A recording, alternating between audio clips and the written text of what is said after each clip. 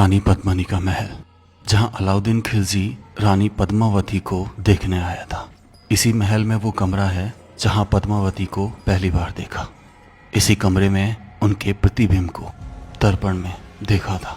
लेकिन दर्पण का आविष्कार तो सन 1835 में जर्मनी में हुआ था। भारत में भी आने में इसको समय लगा होगा। और रानी की घटना 1303 की। फिर कैसे देखा था उनको? कई सवाल खड़े होते हैं, लेकिन है इसका भी जवाब जो मैं आपको बताऊंगा। ये दरवाजा वही है जिससे अलाउद्दीन खिलजी चित्तौड़गढ़ के किले में अंदर आया था, मेन रास्ता। लेकिन आज इसका उपयोग कोई नहीं करता, सब पीछे के रास्ते से ऊपर आते हैं। क्यों? क्या कोई अभिशाप है इस दरवाजे के साथ? एक मंदिर ऐसा है किले में जो चित्तौड़गढ़ किले से भी पुराना है। कैसे? इन सब राजों का पता करके रहेंगे।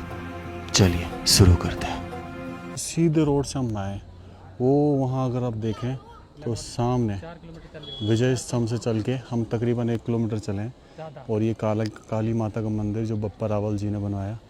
अब इसमें चलेंगे दासियों के महल में, जहाँ से हमें दिखेगा रानी पद्मिनी का महल, और वो जगह जहाँ पे रानी पद्मिनी को पहली बार अलाउद्दीन खिलजी ने देखा था।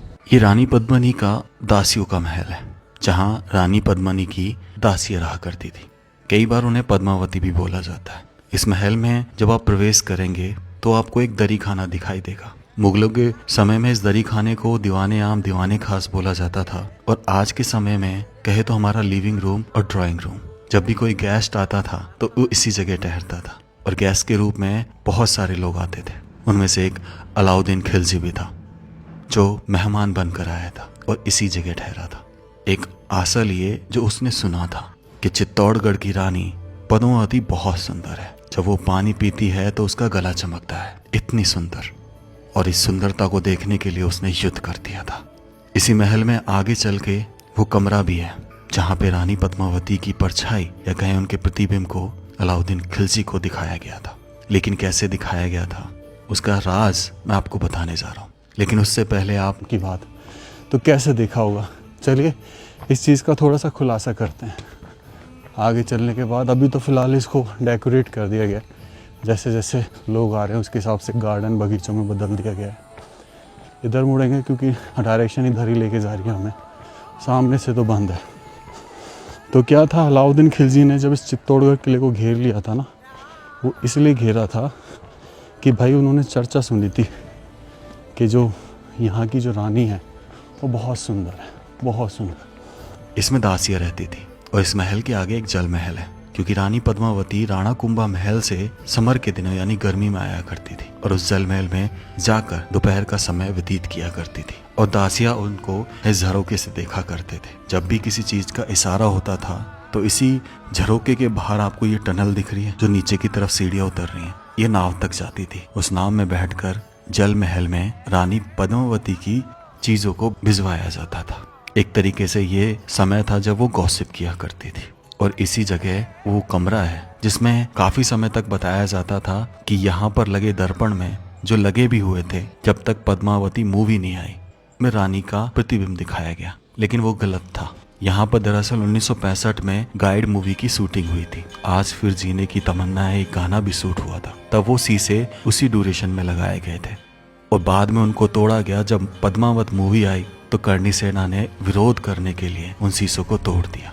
लेकिन फिर कैसे देखा सामने इस जल महल में रानी पद्मावती को? क्योंकि सीधे तो नहीं देखा था, ऐसा इतिहास में लिखा हुआ है। तो दरअसल उस समय धातु के मिरर चला करते थे, धातु में परछाई दिखा करती थी। तो ऐसा कहते हैं कि रानी पद्मावती की परछाई पहले पानी में गई और पानी की परछाई उस धातु के मिरर यानी दर्पण में दिखाई दी।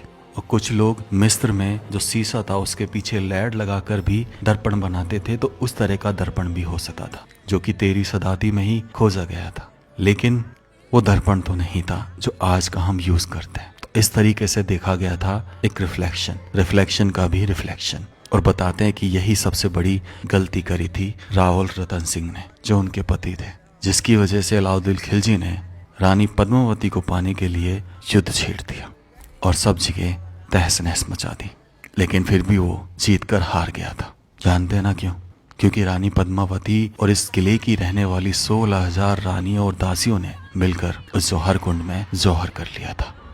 कहा कि दुश्मन देश के हाथ लगने से अच्छा है हमारी राख उसके हाथ लगे। जौहर कई तरह का होता है राजस्थान में। जल जौहर जो रणथंभौर में हुआ, जिसमें पानी में डूबकर आत्मदाह किया जाता था, सैक्रिफाइस किया जाता था। कटार जौहर जिससे अपना गला काटा जाता था। चहर जौहर जो आमेर के रियासतों में होता था। और यहाँ पे हुआ अग्नि जौहर, क्योंकि अग्नि जौहर में आपके हाथ कुछ नहीं लगेगा, उनकी डेड बॉडी भी नहीं, क्योंकि वो लोग इतने क्रूर थे कि डेड बॉडी का भी इस्तेमाल किया करते थे। इसलिए पहली बार अग्नि जौहर किया गया। वो सामने अगर आप देखेंगे तो वो दरवाज़ा भी दिखाई देगा आपको, जहाँ से उस सुरंग जो अभी सीढ़ियाँ नीचे उतरते हैं, यहाँ से बोट में बैठा करते थे उस महल तक जाने के लिए। तो हमने फाइनली वो दासी का महल देखा, रानी पद्मिनी का महल देखा, मीराबाई का मंदिर देखा, विजय स्तंभ देखा जो पुलिस के बैच पे लगा रहता है, RBSC बोर्ड के साइन पे लगा रहता है, इवन टिकट पे लगा रहता है। हमने अब बारी है यहाँ से जाके सीधा कीर्ति स्तंभ, जो कि एक टावर ऑफ फेम है, और दूसरा उसके पास सूरज पोल जहाँ से शुरुआत हुई। आ जाइए अब इधर ये हिस्सा और देखते हैं दासियों में। ये बड़ा स्ट्रक्चर बहुत प्यारा सा बना हुआ है, कितना गोल सा आर्च दे रखा है, ऊपर देखो पॉइंट्स बना रखे देखने के, झरोके।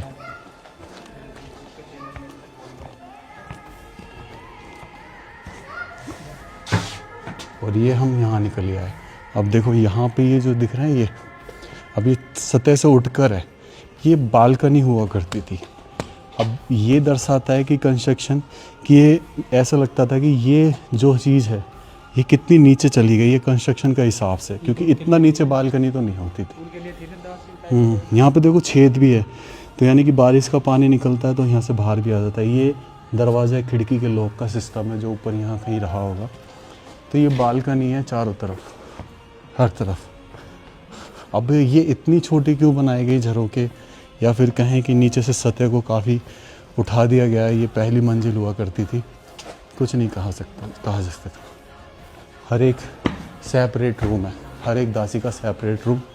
यहाँ पर ये कुंदे दर्शा रहे कि यहाँ पर्दा लगा करता था, अंदर दासी रहा करती थी। और ये बालकनी हर दासी के लिए एक झरोका, ऐसे बैठ के आराम से यहाँ से देखा करती थी एक्टिविटीज़ को। तो ऐसे जितनी दासियाँ रही होंगी ना, उतने कमरे बनाए गए। हाँ जी,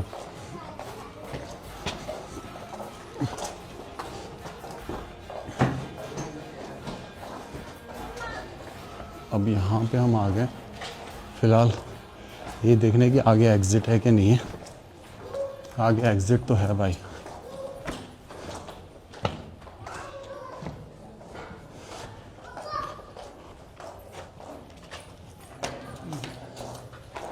चलिए, यहाँ से हमने साइड से निकले थे और अब यहाँ से एग्ज़िट हो गए। चले अब दिनेश उधर चलें, कीर्ति स्तंभ। दोस्तों ये सामने देख रहे हैं आप काली मंदिर, जो यहाँ दासी महल के बगल में, रानी पद्मिनी महल के बगल में है। दरअसल ये शुरू में सूर्य टेम्पल हुआ करता था, सन टेम्पल। जो यहाँ की रॉयल फैमिली होती थी वो यहाँ पे पूजा करने आए थी जब सन नहीं दिखता था। मैंने आपको स्टोरी बताई थी राणा कुंभा के महल में। तो क्या हुआ, अलाउद्दीन खिलजी ने हमला किया था ना, तो इसको पूरा क्षतिग्रस्त कर दिया था। राजा कुंभा ने ये रिपेयर कराया। तो राजा हम्मीर और आए थे राजा कुंभा से पहले। तो राजा हम्मीर ने यहाँ पर उनकी जगह, वो काली भक्त थे, तो उन्होंने काली माता का मंदिर बनवा दिया अलाउद्दीन खिलजी के बाद, और 50 साल तक यहाँ पर शासन किया। इस महल से निकलने के बाद मैं आपको भीमताल लेके चलता हूँ। कहा जाता है कि ये जगह पांडव कालीन है। इस जगह पर पहली बार अगर किसी ने नींव रखी किसी भी तरह के घर या किले की, तो वो पांडवों ने रखी। और भीमताल वो जगह थी जहाँ भीम ने अपना पैर मारा था। माता कुंती की प्यास बुझाने के लिए तालाब बना दिया था।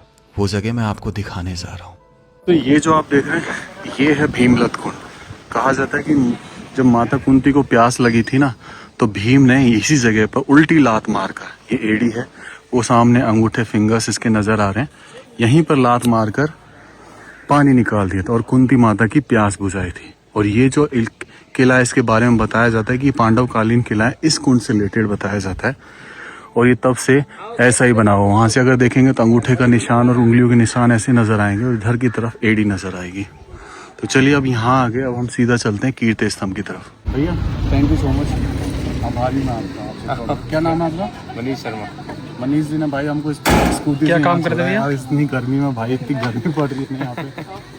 दोस्तों ये है सूरज पोल। हम इसी रास्ते से रोड से आए जहाँ से हमने भीम लत देखा, जिसके भीम ताल कुंड भी कहते हैं। उसी रोड पे आगे ये सूरज पोल है। ये मेन एंट्रेंस हुआ करता था इस चित्तौड़गढ़ किले का। आज भी इसको सूर्यास्त के समय बंद कर दिया जाता है, सूर्योदय के समय खोल दिया जाता है। और यही वो दरवाज़ा था जिससे अलाउद्दीन खिलजी और जितने भी आक्रांता थे, बहादुर शाह और अकबर, सब इसी दरवाजे से एंटर किए थे। इसमें आप एक चीज़ देखेंगे कि यहाँ पे ये जो कील है ना, ये अलग तरीके से है। ऐसे कांटा तो है ही, साथ में ये कुंदा और है। और ये क्या होता था कि जैसे ऊपर तक आप देखेंगे तो ये क्या होता था, दरवाजे को पुराने समय में ना हाथी से धक्का मार के तोड़ दिया करते थे। तो ये कील इसलिए लगाए जाते थे कि हाथी जब डायरेक्टली इनको तोड़ ना पाए, और इन पर जहर का इस्तेमाल किया जाता था ताकि वो बेहोश हो जाए या मर जाए डायरेक्ट। तो फिर इसका भी उन्होंने तोड़ निकाला। इसका तोड़ ये था कि हाथी के आगे स्वर्ण, हाथी के आगे वो लगा देते थे कवच, तो वो सोने का कवच लगा के तोड़ता था। फिर एक और सॉल्यूशन निकाला कि भाई ऊँट को खड़ा कर देते थे आगे, ऊँट तो मर जाता था, हाथी से फिर टक्कर दिलाते थे, इसलिए तोड़ते थे। तो ये है वो प्रवेश द्वार। यहाँ से पूरे बहुत सारे दरवाजे बने पड़े हैं इस साइड से, और ये भी एक तरीके से आ रहा है। और यहाँ से अगर आप देखेंगे तो सामने पूरा चित्तौड़गढ़ दिखाई देता है। दरअसल ये रण क्षेत्र था, यानी युद्ध जो है वो यहीं लड़ा गया था। सामने चलते हैं अगर।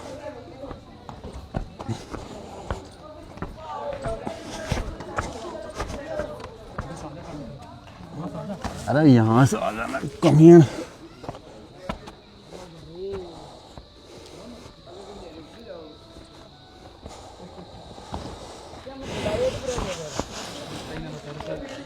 ठीक है, तो दोस्तों देखो, ये सबसे पहले अलाउद्दीन खिलजी 1303 का वो समय जब इस किले को इस तरफ से घेरा और उधर से ही यहाँ पे उन्होंने चढ़ाई शुरू की। फिर जब राणा सांगा की मृत्यु हो गई थी, खानवा में युद्ध लड़ने की जब हार गए तो उसके बाद मृत्यु के बाद तो वो उनके आपस में मतभेद चल गया था राजा को लेकर। तो उस समय का फ़ायदा उठाकर गुजरात के बहादुर शाह ने यहाँ पे हमला किया 13 में। जब दूसरा जोहरा हुआ और शाका हुआ वीर सिंह बागा का, और फिर वो भी इसी जगह से प्रवेश किए, इसी रण क्षेत्र में उन्होंने अपनी सेना जिछाई थी। और तीसरा अकबर जब मुग़ल आए, तो ये 1565 में। तो ये सब हमने देखी है इन चीज़ों में कि धीरे धीरे यहाँ पे चीज़ें हुई हैं। तो ये वो रण क्षेत्र जब बहुत सारे युद्ध लड़े गए, बहुत 27 युद्धों का जिक्र है इस जगह। देखो सीढ़ियाँ कैसे बनी, हालांकि इनका संरक्षण हुआ है पूरे पहाड़ को काट कर, उन्हीं के पत्थरों को जमा कर। दरअसल जो पत्थर यूज़ लिया गया है ना, दरअसल ये जो पत्थर यूज़ किया गया ना भाई, ये सैंड स्टोन है। ये क्या होता है, जितना इस पे पानी गिरता है ना, ये उतना स्ट्रॉन्ग बनता जाता है। चलिए अब हम यहाँ से कीर्ति स्तंभ चलेंगे, जो टावर ऑफ फेम है, लास्ट एंड फाइनल जगह इस किले की। वो इस गेट पे ना आपने ये देखा, तलवार के जैसा दिखाई दे रहा है कुछ दोनों साइड है। ये क्या है, इसको बहुत मजबूत रखता है। चलिए सो हम इस रोड पे पैदल पैदल जा रहे हैं, वो स्कूटी वाले भैया चले गए। ये सूरज पोल था, इस रोड से आए। अब इस रोड पे आगे कीर्ति स्तंभ है। तो दोस्तों घूमते घूमते हम पहुंच गए हैं कीर्ति स्तंभ के पास और एक जैन मंदिर के पास। ये कीर्ति स्तंभ टावर ऑफ फेम कहलाता है। दोस्तों ये है यहाँ पे प्रथम जैन मंदिर, आदिनाथ भगवान को समर्पित ये कीर्ति स्तंभ है, जिसका निर्माण बघेरवाल संप्रदाय के श्रेष्ठ चीज़ा और पुण्य सिंह ने विक्रम संवत 1301 में करवाया था। 24.5 मीटर का ये ऊंचा है, 6 मंजिल का ये इमारत है। अंदर चढ़ने के लिए सोपान यानी सीढ़ियाँ हैं, 12 स्तंभों पर आधारित एक मंडप है। निचले तल भाग के चारों दिशाओं में चारों तीर्थकर की उत्कीर्ण मूर्तियाँ हैं। ऊपरी मंजिलों को सैकड़ों मानव आकृतियों से अलंकृत किया गया है। इसके समीप ही ऊंची जगती पर स्थित 14वीं शताब्दी में निर्मित जैन मंदिर है, जो कि योजना में गर्भगृह तथा मंडप युक्त है। मंदिर का वह भाग मूर्तियों से अलंकृत है। ये तो वो मंदिर है जो 14वीं शताब्दी में बना था। बाह्य भाग देख रहे हैं आप, ये इस पर मूर्तियाँ बनाई गई हैं, ठीक है। और ये वो कीर्ति स्तंभ है जो 6 मंजिल का है। अंदर सोपान बने जाने के लिए, देखो ये सीढ़ियाँ हैं लेकिन बंद कर रखी हैं। यहाँ से ऊपर जा सकते हैं, 6 मंजिल का है, 24.5 मीटर की इसकी ऊंचाई है। ऊपर जाके देखेंगे तो सोपान से बने पड़े, 12 स्तंभ है ऊपर। ऊपर अगर आप ध्यान से देखेंगे तो यहाँ पे 12 स्तंभ से बना हुआ एक भव्य है, 4 इधर 4 इधर ऐसे करके कुछ बनाया गया है, देखने पे ऐसा लगता है। और बाहर जो ये इसके चारों तरफ जो ये ना ये जगती जहाँ पे ये बना हुआ है स्तंभ जो है इसका आधार, वहाँ पे चारों तरफ इसमें मूर्तियाँ हैं इनके तीर्थकरों की। तो ये कीर्ति स्तंभ बनवाए जाते थे भगवान आदिनाथ को समर्पित। ये इंग्लिश में भाई। और यहाँ से ये मंदिर दिखा देता हूँ मैं आपको। ये मंदिर कौन से भगवान है ये? कौन से गुरुजी हैं? दोस्तों सामने यहाँ पे भीमलत कुंड था और इधर आगे जाके ये सूरज पोल आ जाता है। उनके बीच में ये मौर्य डायनेस्टी का एक मंदिर है जिसको अद्भुतेश्वर के नाम से जाना जाता है। और ये बना था 5वीं शताब्दी में। चित्रान गद ने इस किले के बनने से पहले इस मंदिर को बनवाया था, लेकिन 1303 में अलाउद्दीन खिलजी के आक्रमण से काफ़ी नुकसान पहुंचा था इस मंदिर को। आप देखेंगे तो इसका शिखर भी नहीं है। तो फिलहाल हम इसमें चल रहे हैं। तो इसका जो संरक्षण कराया वो 1394 में महाराणा रायमल आए थे, महाराजा रायमल आए थे, उन्होंने संरक्षण कराया। तो ये स्ट्रक्चर काफ़ी हद तक हम उनके संरक्षण का देखते हैं, लेकिन फिर भी ये बहुत ज़्यादा डिस्ट्रॉय है। अब इस मंदिर में बहुत सारी चीज़ें खास बनाती हैं। पहले मैं आपको स्ट्रक्चर समझा देता हूँ। नीचे देखो ये और ये जॉइंट दिख रहे हैं, ये सिर्फ पत्थरों को जचाया गया है और इंटरलॉकिंग अगर होगी तो, नहीं तो ये आपस के घर्षण से रोक रहे हैं। ये जो चीज़ देख रहे हैं आप, ये सुदर्शन चक्र का आधा हिस्सा है जो, और ये कीर्ति मुख है, एक जो मतलब नज़र बट्टू जिसे बोलते हैं कि नज़र ना लगे और नेगेटिव एनर्जी दूर रहे। ये मूर्तियाँ हैं जो भगवान देवी देवताओं की हैं। और ऊपर देखेंगे तो इसके पूरी दिशा की तरफ भी एक मूर्ति है, लेकिन ये इसको बनाया गया है पश्चिमी मुख, सबसे बड़ी खास बात। और मौर्य राजवंश जो चित्रानगद थे, उसके बाद मान मौर्य, तब तक ये रहा।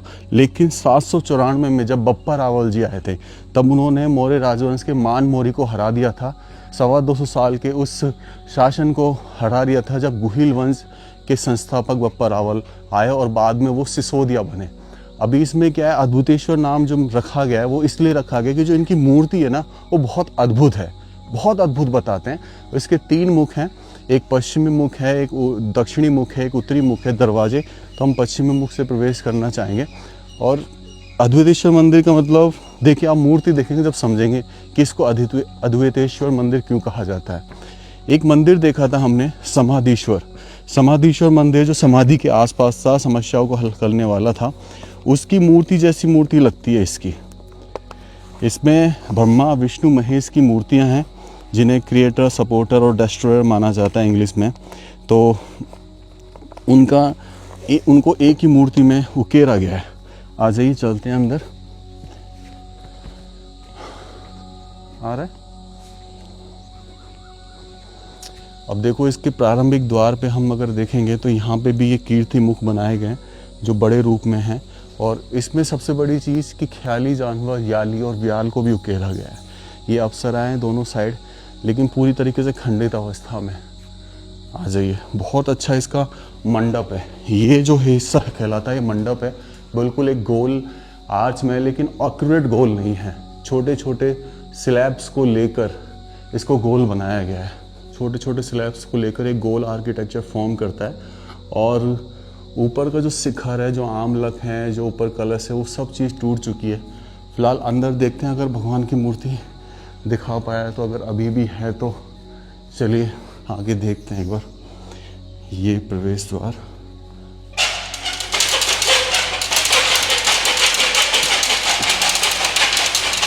तकरीबन 1500 साल पुराना मंदिर है ये। ओके, ये देखो किस तरीके का मंदिर है भाई। यहाँ से आप जाएंगे तो नीचे शिवलिंग भगवान है, ठीक है। ऊपर ये देख रहे हो आप, ये ब्रह्मा विष्णु महेश शिव भगवान का ही एक रूप है ये, और उसको दर्शाया गया है इसमें। अगर ये नीचे देखेंगे ना तो ये विष्णु भगवान की मूर्ति है। ऐसे ही सेम आपने समाधेश्वर में भी देखा होगा, कुछ कुछ मूर्ति उनके जैसी बनाई गई है। तो देखो यहाँ पे इनका मुंह फड़ा हुआ है, मुंह खुला हुआ है, ये बिल्कुल शांत मुद्रा में है, और ये भी बिल्कुल शांत मुद्रा में है।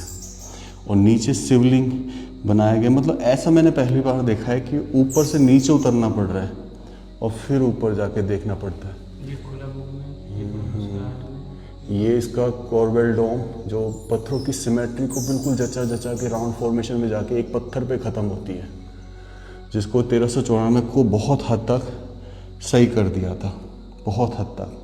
तो 794 में बप्पा रावल के अंडर रहा। ये 1500 साल पुरानी मूर्ति है और ये मूर्ति भाई मेरे हिसाब से 8 फीट के आसपास है, 8 से 9 फीट के आसपास। ऊपर इनके देखो, इस पे आप देख रहे हैं ये किस तरीके की बारीकी उस दर्शाया गया है बिल्कुल। और यहाँ पे इनके शिखर को देखो आप, और ये इनके शिखर को। तो ये सब चीज़ें हैं इस मौर्य कालीन मंदिर के अंदर। अभी चलिए आपको एक चीज़ और दिखाता हूँ मैं। यहाँ पे शायद कलश में पानी भर के 24 घंटे इसका जलाभिषेक किया जाता होगा। आ जाइए दिनेश, बंद कर देना।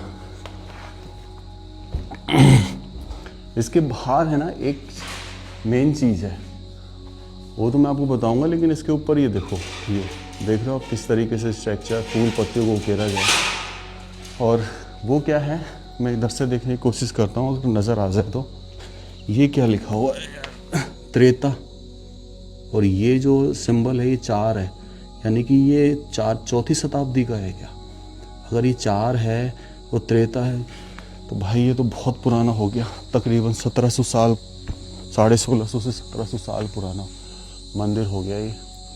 यहाँ पे बहुत सारे विभिन्न देवी देवता जो हैं उनको उकेरा गया है, बहुत सारे देवी देवताओं को। नीचे उतर के ना इसके चारों तरफ एक परिक्रमण मार्ग होगा, वो देखते हैं। हाँ जी, यहाँ पे एक मूर्ति के बारे में बात की जाती है, वो बताई जाती है कि बिल्कुल एक तरीके से अलग है। आपने उस मूर्ति को बहुत ही इम्पोर्टेंट जो मंदिर होते थे, बहुत ही डीपली जो बनाए जाते थे, उन पर देखा होगा। अब वो कहाँ पर है वो मैं देखने की कोशिश कर रहा हूँ कि वो एक्चुअल में है कहाँ पर। यहाँ पे देखो मृदंग बताती हुई ढोल वगैरह। हमें वो मूर्ति नहीं मिली। वो मूर्ति ख्याली जानवर याली, जिसे व्याल भी बोलते हैं, उनकी थी, जो घोड़े, हाथी, शेर का मिश्रण होता है और वो नेगेटिव एनर्जी को दूर रखता है किसी भी जगह से जहां भी आप उसे बना देंगे। इस पूरे किले को हमको घूमने में दरअसल 2 दिन लगे। ये मंदिर मैंने दूसरे दिन यानी 6 मई को आकर शूट किया, जिस दिन बुधवार था सुबह। और एक दिन पहले हमें 5 घंटे लगे और जिस समय हम यहाँ आए तब हमें तकरीबन 1.5 से 2 घंटा और लगा। तो चित्तौड़गढ़ किले का व्लॉग कंप्लीटली तीसरा भाग भी यहीं समाप्त होता है, जो लास्ट भाग था। अब इसके बाद मैं यहाँ से आज ही सुबह चित्तौड़गढ़ से निकल जाता हूँ रणकपुर जैन टेम्पल के लिए, जो पाली जिले में था, और हमें उदयपुर होते हुए बस में जाना था। अब वो बस मिलेगी या नहीं मिलेगी, उस मंदिर तक पहुंचूंगा या नहीं, जो बहुत अनोखा है, जानने के लिए बने रहिएगा। राम राम सा सभी को। खम्मा गणिसा राजस्थान, मेरा देश मेरा भारत। ये देख रहे हो आप, इस तरीके से